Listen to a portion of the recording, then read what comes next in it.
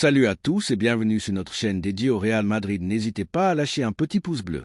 Si vous appréciez notre contenu, n'oubliez pas de vous abonner pour rester informé de toutes les actualités concernant votre club préféré. Notre objectif est d'atteindre 2000 abonnés pour la chaîne. Nous comptons sur vous pour atteindre notre objectif et pour prouver que nous sommes une vraie communauté et abonnez-vous pour atteindre cet objectif rapidement.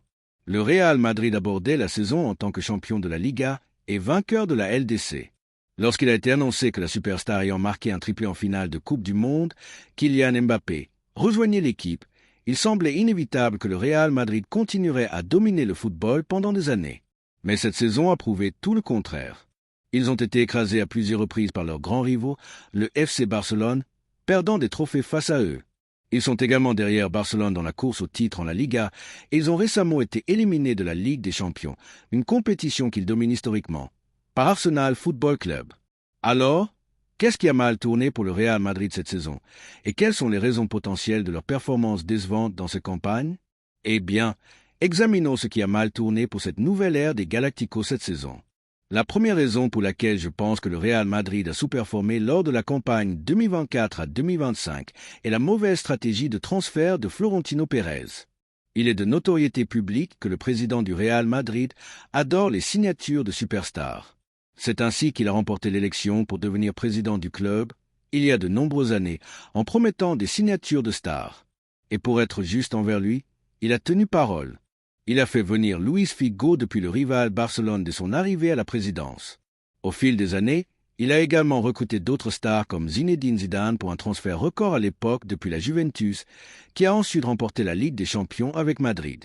Puis il y a eu Cristiano Ronaldo, qui a tant gagné à Madrid, et d'autres stars comme Karim Benzema, Ronaldo, Phénoménaux, David Beckham, Vinicius Junior, etc.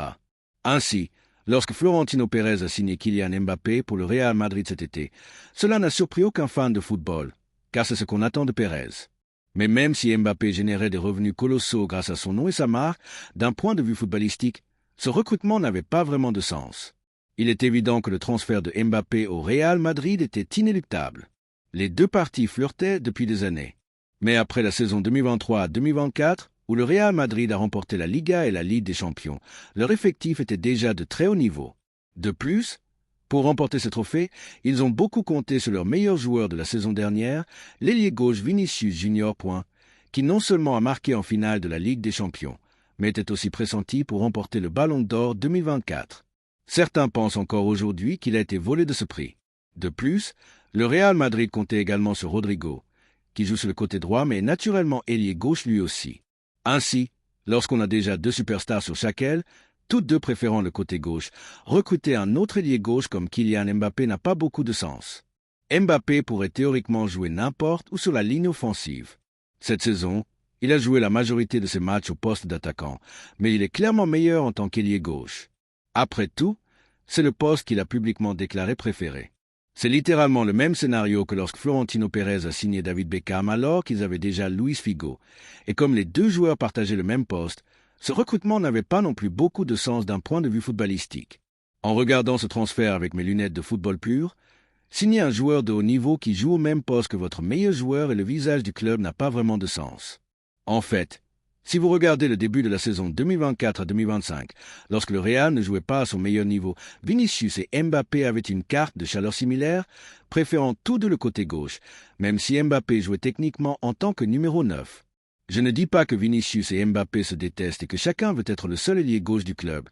Non, car il semble que ces deux joueurs entretiennent une bonne relation sur et hors du terrain. Mais ils n'ont tout simplement pas trouvé un moyen de jouer ensemble sur le terrain. Et bien que Mbappé se soit adapté au poste d'attaquant au fil de la saison, apprenant qu'il n'est pas nécessaire d'être hors jeu 8 fois dans un seul match et qu'il peut retenir ses courses, le Real a commencé à mieux performer. Mais ce n'était toujours pas suffisant. Regardez simplement ce qui s'est passé lorsque Vinicius a reçu un carton rouge et a dû manquer 2 matchs de Liga contre Las Palmas et Rayo Vallecano. Mbappé a joué sans Vinicius et a marqué un doublé contre Las Palmas et un triplé contre Rayo Vallecano. Cela résume bien la situation. Ces deux-là ne peuvent pas jouer ensemble car ils aiment jouer au même poste. Mais Florentino Pérez n'a pas seulement fait erreur en signant Mbappé, car il y a bien plus que cela. Après avoir remporté la Ligue des Champions 2024, le Real Madrid a vu certains départs qui devaient être compensés. D'abord, leur ancien capitaine Nacho Fernandez est parti en Arabie Saoudite. Ensuite, L'attaquant Joselu, qui a marqué un doublé contre le Bayern Munich en demi-finale pour les qualifier en finale, est parti à Al Gharafa au Qatar. Et Toni Kroos, le milieu de terrain si crucial pour le succès du Real Madrid, qui dictait le tempo du jeu depuis le milieu de terrain, a décidé de prendre sa retraite après la saison. Avec Kroos et Modric étant une grande raison du succès du Real en Ligue des Champions, il fallait un remplaçant. Même si Modric n'a pas quitté Madrid, il est très âgé, il a environ 40 ans. Mais devinez quoi? Même avec le départ de Nacho, le Real Madrid n'a signé aucun défenseur central, se contentant d'Eder Militao, Rudiger et Alaba, ce dernier ne revenant qu'en 2025 après une longue blessure. Ils n'ont pas non plus signé d'autres attaquants depuis le départ de Joselu. Oui, ils avaient Endrick, mais il mesure 1,73 m et n'est pas un attaquant traditionnel. Et si vous spammez des centres comme le Real a fait contre Arsenal, vous avez besoin d'un véritable numéro 9. Même Courtois l'a mentionné lors de la conférence de presse d'après-match. Et avec le départ de Kroos, ils n'ont signé aucun milieu pour le remplacer. Au lieu de cela, Tchouaméni et Camavinga ont été chargés de combler ce vide, et disons simplement qu'ils n'ont pas fait un bon travail, même si ce n'est pas entièrement de leur faute. Cela m'amène à la deuxième raison, l'impact des blessures sur le Real Madrid cette saison. Au cours des premiers mois de la saison, le Real Madrid n'a subi que quelques blessures mineures, comme celles de Vinicius, Tchouaméni, Bellingham et Camavinga, qui les ont fait manquer quelques matchs à la fois. Mais à mesure que le Real Madrid devait jouer plus de matchs au fil de la saison, avec un calendrier du football espagnol très chargé, comment certaines équipes peuvent-elles jouer après seulement 48 heures? Sérieusement? Le Real a commencé à subir des blessures graves. Dani Carvajal, le capitaine, a manqué le reste de la saison après une rupture du ligament croisé antérieur. Et le seul autre arrière-droit que Madrid avait été Lucas Vázquez, attendant que Trent Alexander-Arnold signe gratuitement l'été suivant. S'il vous plaît, Trent, reste, je t'en supplie. Avec la sortie de Carvajal, vous savez que Madrid était dans le pétrin. À vrai dire, Federico Valverde a beaucoup joué à l'arrière-droit cette saison, ce qui n'est pas son poste, mais au moins il est meilleur que Lucas Vázquez. Ensuite, Eder Militao a également subi une deuxième rupture du LCA, ce qui signifie qu'il était également absent pour le reste de la saison. Les seuls remplaçants de l'équipe senior étaient Rudiger, qui jouait déjà, et Alaba, qui ne serait pas disponible avant quelques mois. Cette blessure est la raison pour laquelle Raúl Asensio a même eu une chance de jouer en équipe senior, car habituellement, le Real Madrid ne compte jamais sur son académie. Mais la seule fois où Madrid s'appuie sur un produit de son centre de formation, ils choisissent de promouvoir l'Anker 2.0 ou un EDB 2.0. Vous savez ce que je veux dire. Ces blessures ont provoqué un effet domino sur les mauvaises performances du Real Madrid. Avec Valverde jouant dans la défense à 4, Tchouaméni était désormais isolé au milieu de terrain avec 4 attaquants devant lui, ce qui le laissait souvent, lui ou Camavinga, seul au milieu du terrain, raison pour laquelle le Real Madrid continuait à se faire dominer. Perdre des joueurs cruciaux comme Militao et Carvajal allait toujours être difficile à surmonter. Soyons sérieux. Avec la défense du Real Madrid considérablement affaiblie, Ancelotti s'est contenté de s'appuyer sur l'attaque pour les tirer d'affaire et obtenir des résultats. Disons simplement que compter sur une attaque qui peine déjà à trouver ses marques n'est pas la stratégie la plus intelligente. C'est aussi pourquoi, apparemment, Carlo Ancelotti quitterait le club à la fin de la saison, car il ne sait plus ce qu'il fait. Mais c'est un sujet complètement différent. Passons maintenant à ma troisième raison pour laquelle le Real Madrid a été médiocre cette saison. En réalité, ils ne sont tout simplement pas si bons. Point final, peu importe le nombre de superstars dans cette équipe. Ils n'ont rien montré cette saison qui prouve qu'ils sont une équipe de classe mondiale. Ces gars ont été extrêmement inconstants en Liga. Bien sûr, ils sont peut-être deuxièmes en ce moment, mais leurs performances n'ont pas été à la hauteur. Lors des 3 premiers matchs de la saison, ils ont déjà fait 2 matchs nuls, 1-1 contre Mallorca et 1-1 contre Las Palmas. Ensuite, bien que Madrid ait obtenu des résultats majoritairement positifs plus tard en 2024 en écrasant des équipes en bas de tableau, comme Girona 3-0 ou Leganés 3-0, ils n'ont jamais réussi à battre une équipe de leur niveau. Ils ont fait match nul contre l'Atlético 1-1. Ils se sont fait complètement détruire par Barcelone au Santiago Bernabéu 4-0. Ils ont perdu contre l'Athletic Bilbao 2-1. Et puis, en 2025, ça a un empire pour Madrid. Ils ont perdu contre l'Espanyol 1-0, fait match nul contre l'Atlético encore 1-1, fait match nul contre Osasuna 1-1, perdu contre Rayo Vallecano 2-1, clin d'œil à l'Américain Johnny Cardoso pour avoir marqué contre eux, d'ailleurs. Et plus récemment, au moment de cet enregistrement, ils ont perdu sur un mai à la dernière minute contre une équipe de Valence sous-performante 2-1. Donc, Selon les standards de Madrid, ils ont été affreux. Pour enfoncer le clou, ils ont perdu en finale de la Supercopa de España contre Barcelone 5-2. Oui, ils se font détruire par leurs rivaux cette saison. Et bien qu'ils soient en finale de la Copa del Rey contre leur rivaux Barcelone à nouveau, si j'étais parieur, je mettrais probablement toutes mes économies sur une victoire de Barcelone. Et même si le Barça ne gagne pas ce match, remportant seulement la Copa del Rey ne sauvera pas la saison de Madrid. Ce serait toujours un échec. Et je n'ai même pas encore parlé de leur compétition fétiche, la Ligue des Champions. Car wow, ils ont déçu dans cette compétition lors de la campagne 2024 à 2025. Dans ce nouveau format de la Ligue des Champions, le Real Madrid était toujours attendu pour briller en tant que champion en titre, mais ils ont fait tout sauf ça. Bien qu'ils aient battu Stuttgart dans le premier match 3-1, ils ont perdu contre Lille au match suivant 1-0. Le petit frère de Kylian, Ethan, et son équipe ont battu le Real Madrid, c'est fou. Ensuite, lors du match suivant, le Real Madrid était mené 2-0 par le Borussia Dortmund, mais heureusement, grâce à un triplé de Vinicius, ils sont revenus pour gagner 5-2. Mais le fait qu'ils ont été menés 2-0 à domicile était alarmant. Par la suite, le Real Madrid a été encore plus décevant, perdant contre l'AC Milan 3-1 à domicile, une équipe de Milan, soit dit en passant, qui pourrait ne pas jouer en Europe la saison prochaine. Ils ont été terribles. Et puis ils ont perdu contre une équipe qu'ils dominaient habituellement en finale, Liverpool, 2-0, une défaite choquante. Cela a laissé le Real Madrid autour de la 18e place, risquant de les exclure des barrages. Heureusement, ils se sont ressaisis pour les 3 derniers matchs contre des adversaires de niveau inférieur avec tout le respect, bien ce qui leur a permis de terminer 11e au classement et de se qualifier pour les barrages où ils ont affronté Manchester City. Cette équipe de Manchester City n'est pas la grande équipe qu'on a vue ces dernières années, car cette saison, City a été médiocre selon leurs standards. Ils luttent actuellement pour une place dans le top 4 et une qualification en Ligue des Champions pour la prochaine saison. Ils n'ont vraiment pas été bons. Mais même ainsi, City a bien résisté lors du match aller à domicile, marquant 2 buts qui leur ont donné l'avantage à chaque fois. Mais le Real a répondu avec 3 buts, et avec Bellingham marquant le but vainqueur à la dernière minute, Madrid a gagné 2-3. Ensuite, au match retour, Kylian Mbappé s'est montré dans un grand match, même si City était médiocre cette saison, et a marqué un triplé pour aider Madrid à battre City 3-1 et atteindre les 8e de finale.